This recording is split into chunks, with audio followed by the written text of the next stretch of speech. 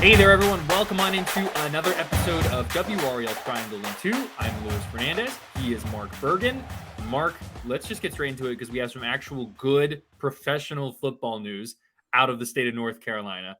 And that is the Carolina Panthers are no longer winless. Congratulations. Congratulations. We've done it, Luis. Let me say right off the top, I'm so happy to be talking to you on this Monday, to where if the Panthers had lost, there was starting to be the narrative of CJ Stroud over Bryce Young. It's not flashy. It's not going to make headlines to say, oh, well, they should have drafted CJ Stroud or Anthony Richardson instead of Bryce Young. Let's give it a bigger sample size.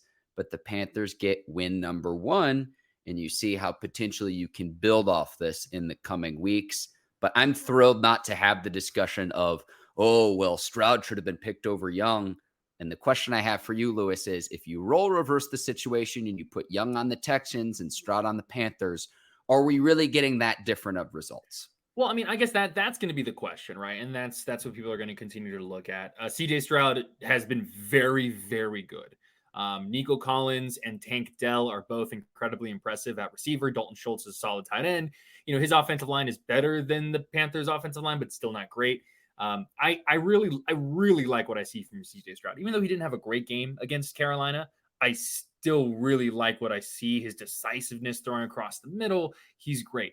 You're also starting to see Bryce Young showcase now what made him so good at Alabama. You saw it on an occasion in these first 6 games, but now against the Texans here, coming off the spy, switching up to Thomas Brown, you're seeing that playmaking ability, stepping up into the pocket, firing down the middle of the field, some really good throws on the outside. He missed a few, but you also are seeing the Panthers attack downfield a little bit more. He had a few deeper passes. I think it was his first pass past 30 yards downfield came in this game as well. So improvement.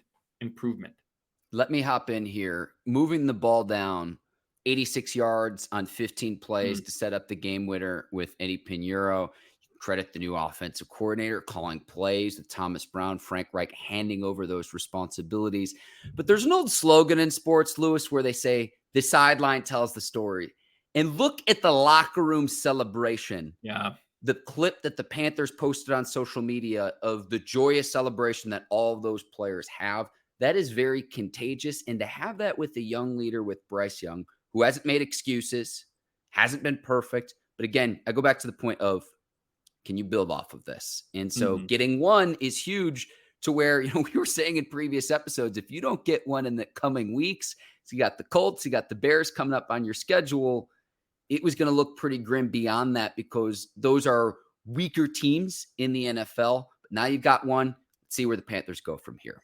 Exactly. And my whole thing, I've say it all the time, but this Panther season is less about the win-loss total and more about where is Bryce Young at the end of the season, and do you feel confident that he is the guy? Because in the NFL, you will not have success unless you have the guy, right? And so I think that we're starting to see those next steps start to happen. Obviously, it's just one game. It's just one win. They've lost 6 other ones, but there are steps in the right direction. You still see where this team needs to improve. I mean, Bryce Young was sacked, I think 6 times. I mean, like, they still need more pass protection. Some of that's on him, some of that's miscommunication, and some of it's just he has no time to throw.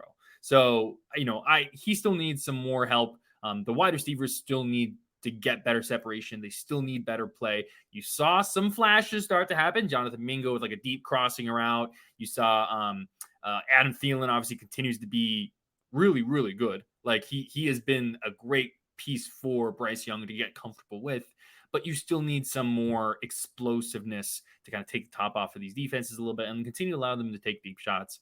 But I was impressed with how Bryce Young played. And if you are a Carolina Panthers fan, I think, you know, hey, you got to appreciate the good moments. Luis, I think it's time. I think it's time for this part of the podcast where it becomes a Frankie Louvu celebration. Okay, yes. Fan Talk show. about Frankie Louvu.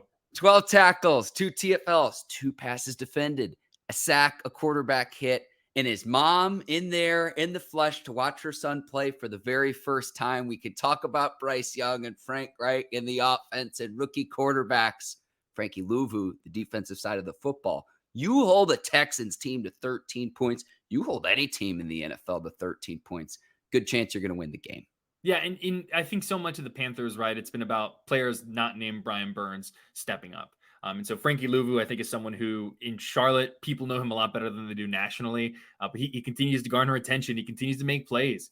In this Panthers team, you're at a point where you need pieces to try and build around. You need people to be in the locker room who are just good and can find success and start to change and shape that culture. So, yeah, I mean, the Texans offense was not like, top 5 offensive firepower, but they have players, they have pieces. And so to continue to see that progress, I think is just very exciting for the Panthers.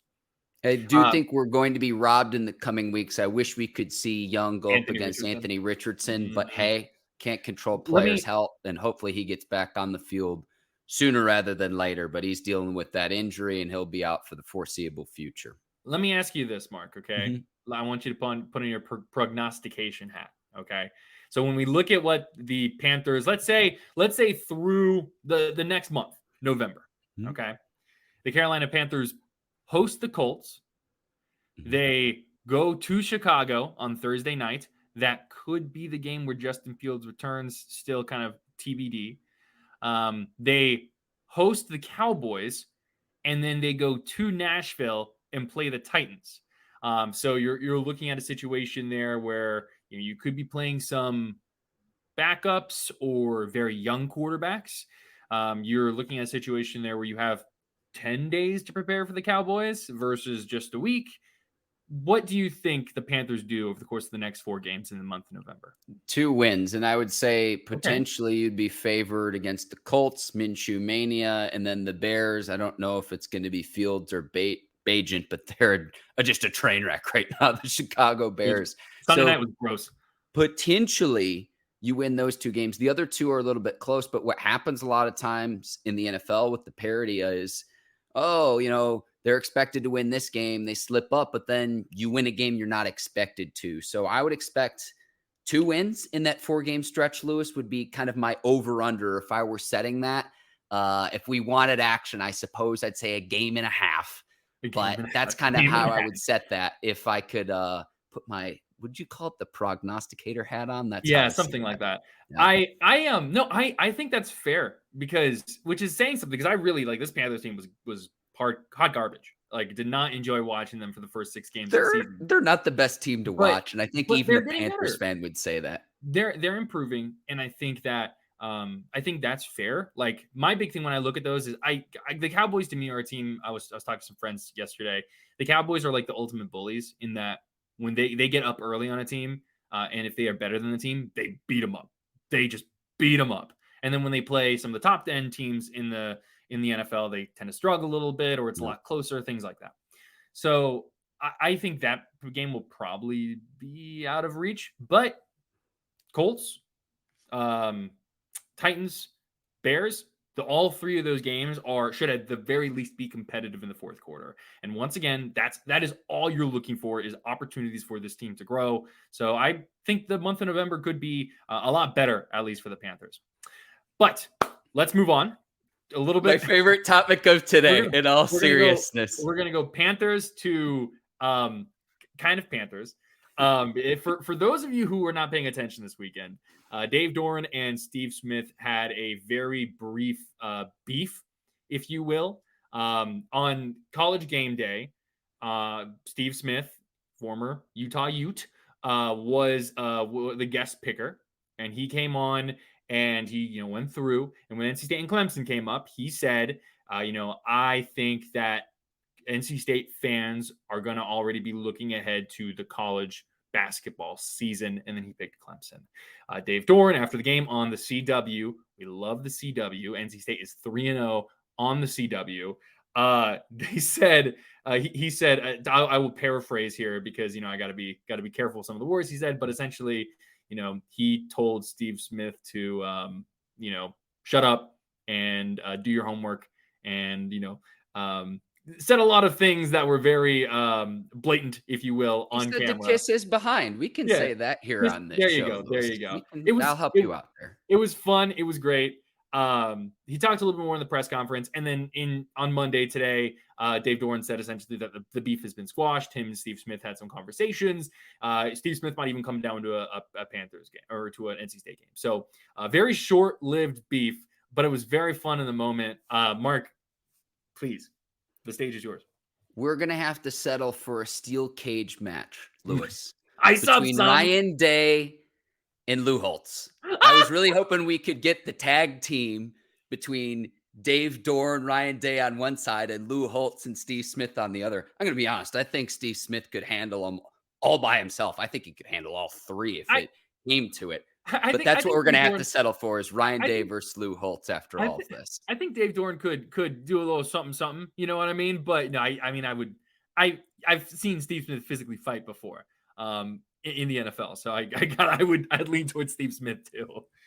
So in all seriousness, Dave Doeren after the game, I think he misheard what Steve Smith said, or he misunderstood, because Steve Smith saying they're looking forward to basketball school, not that they are a basketball school. Historically, NC State is a basketball school, considering back in the day, the 83 team, the 74 team, you've won national championships. So then Dave Doeren says, well, I think in my time we're the second or third most winning ACC program. So I did my homework, Lewis, because I'm petty. Clemson. So Dave Doeren took over in 2013.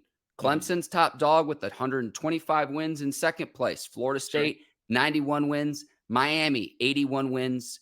Louisville, 81 wins as well. 77 wins. You're tied for fifth best in the ACC since you came in, Dave Doeren. You've had 3 seasons where you've won 9 games. Get to double-digit wins. I know that this isn't the season that you're going to do that, and he will go down as the Wolfpack's all-time winningest coach. But it's one of those things where it's like, you want to beat your chest, you have to go to an MJ Morris. You're not where you want to be at this point in the season. And I will say this, and let me land here. I credit both Dave Doeren and Steve Smith for handling this over the phone and not drawing this out on social media and handling this like men. But it's one of those things where it's like, I don't really think he meant a ton by it. And he's looking at it honestly as possible. Players are going to be as honest as possible. And what Steve Smith did as a player with his athletic excellence, and then what he's done in his post-playing career as an analyst, I wouldn't look past that. And just looking at it on the surface, I think he was trying to call balls and strikes here. I didn't think he meant anything personally against Dave Doeren or NC State. No. And I think college football, or just in sports in general, right? You need everything you can get in order to get an advantage. Like that is what happens in athletics. That's what happens in sports. Tom Brady, Michael Jordan have been have taken way over the top where they imagine, slights against them and use things that aren't even reality. Exactly. And so that's kind of what happens here. And you always, especially NC State, I think they have built their image in college football, especially on this notion of being blue collar, of kind of, grit and grind and that kind of thing. So, it makes sense for Dave Doeren to lean into this. Absolutely. Like do what you're going to do. And I think too, you have to give Doeren his flowers at some point. Like he just tied NC State's all-time record for most wins by a head coach. Like that's very impressive. But the thing is, when I look at NC State and what Dave Doeren has, it's been more about consistency than I would say the highs. You know what I mean? Like that 7-8 excellence. Exactly. It's that 7-8 game win. And then, in college football, I think if you were not one of those top flight, top tier programs, you need consistency. And then you need to have those moments of excellence. That's kind of, I think, the name to the game. If you were not like an Ohio State or an Alabama or an Oklahoma. So, I give credit where credit is due. I do this Clemson team was not the Clemson teams of old. This is not the most impressive win you'll ever see in your lifetime. I think it was based on success rates. Clemson was way over NC State in terms of their success rates. NC State had 202 yards of total offense, I believe. But this was classic NC State win, which was play solid special teams, play great defense, create turnovers, have opportunities to score off those turnovers. Complementary football. So, is it a little over the top, and is it an imagined slight? I believe so. But hey, NC State wins. So it's like, yeah, put up or Imagine shut up. You know Slight's what I mean? And exactly we put right, up. though, too, because look at during Dave Doeren's tenure, this is only the second time he's beaten Clemson. I mean, how Let's many? I be mean, real that here. not many teams have beaten Clemson twice in That's the time true. that Dave Doeren has been there. That's You know what I true. mean? I'm not going to stand up here and like try and like, the NC State's football program has been very disappointing this year, or has been disappointing. They underachieved last year. They had to have a lot of injuries. I'm not going to stand up here and like plant a flag for NC State football, but I do think credit needs to be given when it's due. And hey, you get the win against Clemson, you move one step closer to a bowl game. You're figuring things out. So I don't know. I give credit where credit is due. Let's see how the Wolfpack fare Saturday night. Yeah, Against Miami at home. And when you take this outside of the beef between Dave Doeren and Steve Smith, and now they're singing Kumbaya, and we'll see if Steve Smith actually comes to visit. I'm a little skeptical about that. Yeah, me too. Speaking of going from the basketball season. But hang on. One final point. Yeah. If you're a Wolfpack fan, you got to be thanking your lucky stars that Peyton Wilson isn't seriously injured and he's expected to be ready to go Saturday night. That might be the most important thing coming out of Saturday outside of this beef between Dave Doeren and Steve Smith that seems to be smoothed over now. Peyton Wilson's so good. And he's speaking of giving someone their flowers. I mean, he's going to be in the running for ACC Player of the Year or Defensive Player of the Year. He's been phenomenal. I mean, he's the reason they beat Clemson. Like, honestly, him and Casey Concepcion. Like, when you have you players, it's sometimes in football, especially, it's hard to pinpoint X team won because of this person. Those two were the reason NC State won. Coming out party for the freshman. Yeah, indeed. He's good. Led him in both receiving and rushing. We will go ahead and transition now to college basketball. It was much expected for, the past few weeks or so, kind of the rumblings. Just it seemed like this was always going to be what happened. Top prospect in the class of 2025, I believe. Cooper Flagg is committing to Duke. Let me just double check and make sure Cooper Flagg is class of 2025. Hold on. I believe it's 2024, and then he's considered the top overall pick in the 2025 NBA draft, Lewis. Let me provide some transparency for the people who take the time to either watch us or to listen to this each week. Lewis is trying to be very, very polite here because the rich get richer and that his rival is getting like the top overall prospect in the next class. And Duke's getting a stud recruiting class this year.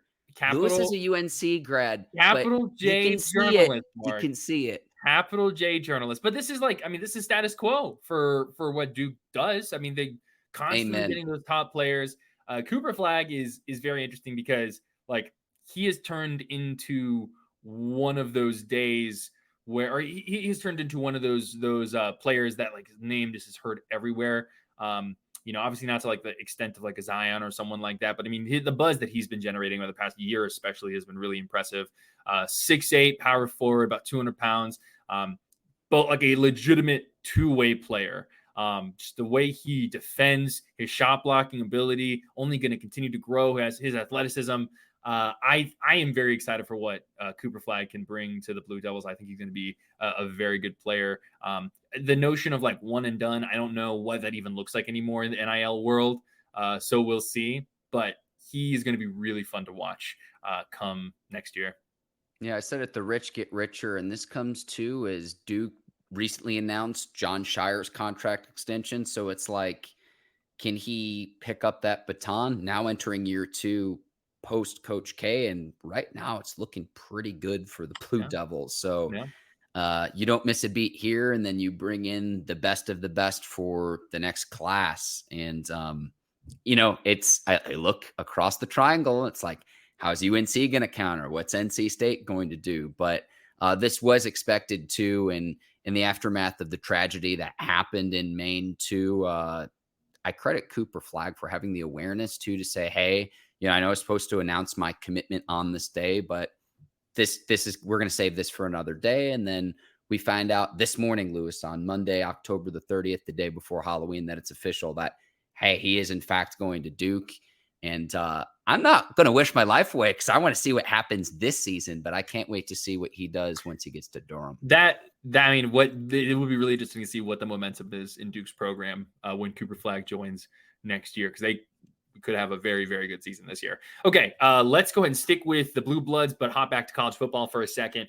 UNC and Duke, for a long time, we were saying, oh man, college game day coming to Chapel Hill for a pipe dream now, Lewis. Bye. Not anymore. ACC Network, CW, see you there. It's so tough because the way both of these programs have, played the last couple of weeks, the Riley Leonard injury was so big to Duke's momentum in the season. Obviously losing on the road to Florida State, especially when you had that halftime lead, that's nothing to, get upset about. But being shut out by Louisville is very tough. Duke needs to figure things out right now would be the next step. They play at Wake Forest on Thursday. Wake Forest also struggling a bit, got blown out by Florida State, is 4-4 overall this year. And then UNC, golly, like this defense that looked so good, above average in the first half of the season, just surrenders 22 points in the fourth quarter to Georgia Tech. So many rushing yards. Mark, 635 yards allowed total. That's so many rushing yards. And the fact that, what was it, over 200 of them came in the fourth quarter alone, I believe. I'm glad Tez is okay. I don't know if he'll play Saturday against Campbell Lewis, but what was going through your brain when you were watching on Saturday against Georgia Tech, where it's like, we've had this circled on the calendar, the Tar Heels have struggled in Atlanta, but yet again, they can't get it done against the Georgia Tech Yellow Jackets. What was going through your brain when all this was happening? Because against Virginia, it was like, maybe this is the trap game, but we knew this was going to be the trap game, and the Tar Heels still lose. They are who we thought they were. That's you're going Dennis Green on us today. All right. That's just, I think that's just what it was. Very UNC football to lose against Virginia and against Georgia Tech. I think you can look at the Virginia game and say, hey, this was a trap game. There were mistakes that were made, plays left on the field. They were so focused on what came next. They were kind of, they were high on themselves a little bit, like, okay, sure. But talking to the players, talking to the coaches, they all understood the notion of Georgia Tech and what it means for UNC to play in Atlanta and how difficult it can be, how much of a roadblock, a stumble in the road the game last year against Georgia Tech was. Everyone understood this. Everyone knew it. And it just didn't matter. When I look at it, I almost wonder if UNC put too much pressure on themselves, and the second things start to fall apart, it's like, oh no, here we go again. But that's diving into the psychology of it. Yeah. And really quickly too, Lewis, before we wrap here, the Virginia game, I point to time of possession, where your defense can't get off the field, and then for whatever reason, even up multiple scores, you decide to abandon the running game in Omari and Hampton.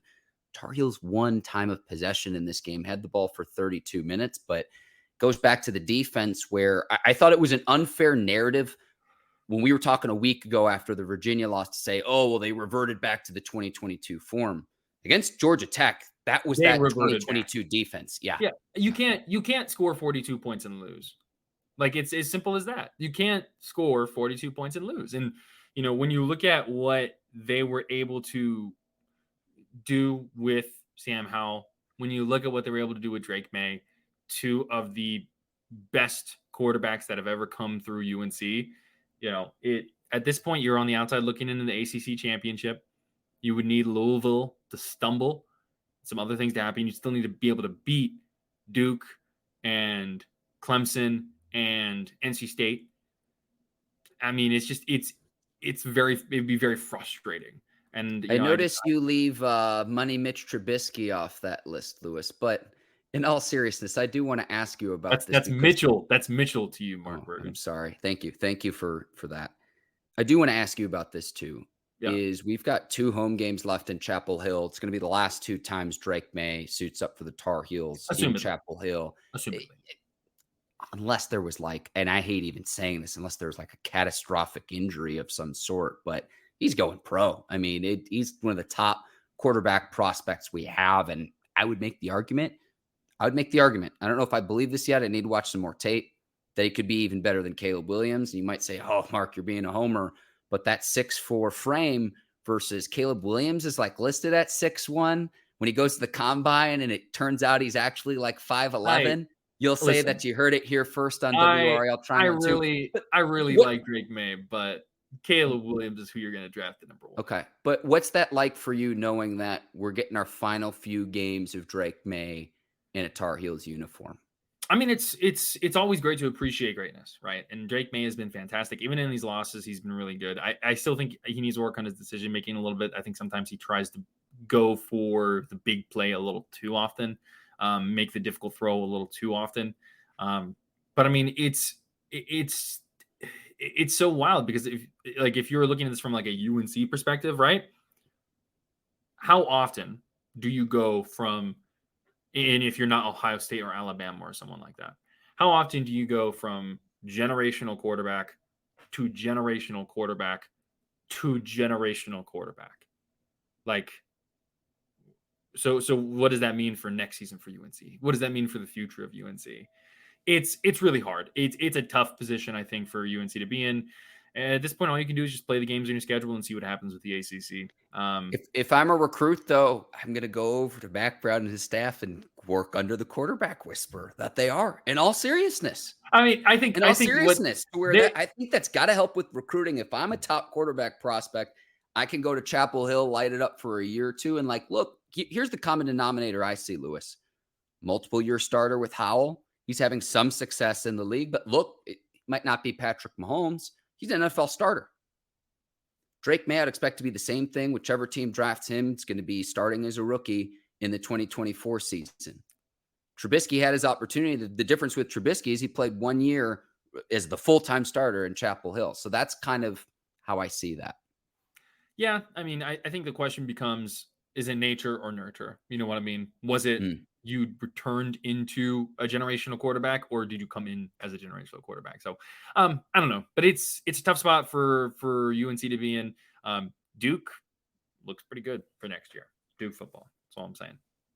Especially if Lewis. Riley Leonard continues to have success. But that is going to do it for us here. I'm Luis Fernandez. He is Mark Bergen.